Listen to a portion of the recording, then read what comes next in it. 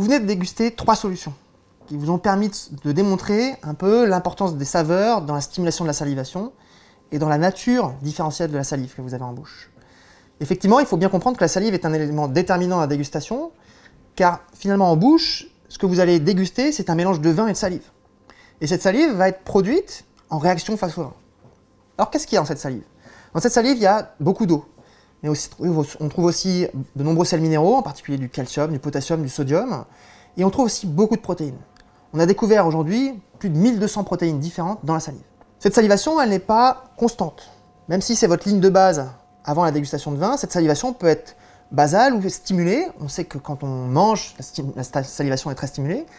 Et notamment dans les éléments des saveurs qui stimulent la salivation, on sait que l'acidité est un élément qui stimule beaucoup la salive, suivi de près par la saveur umami, puis un peu plus loin, le salé, puis le sucré, et enfin l'amertume et l'astringence qui sont très peu salivants.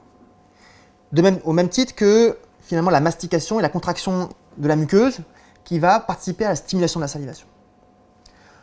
Vous vous êtes aussi rendu compte à travers cette dégustation de solutions qu'il y a potentiellement plusieurs types de salive. Effectivement, on a plusieurs types de salive car on a plusieurs glandes salivaires dans la bouche.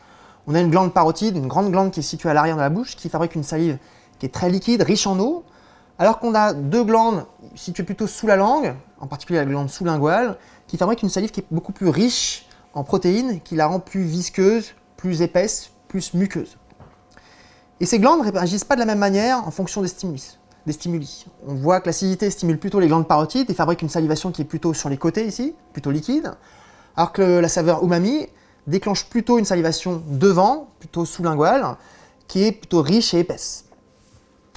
Cette salive, elle est importante parce qu'elle va accompagner en particulier la discrimination et la lecture de l'astringence et de tous les tanins. On rappelle que les tanins sont des composés qui vont induire des polymérisations avec les protéines de la salive et donc modifier la lubrification et la nature de flexibilité de la salive.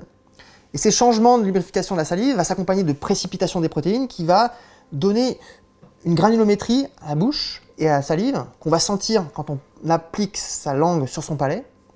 Cet exercice vous permet vraiment de sentir les changements de granulométrie avec les tanins et en particulier le fait que la texture du vin va modifier finalement la texture de la salive.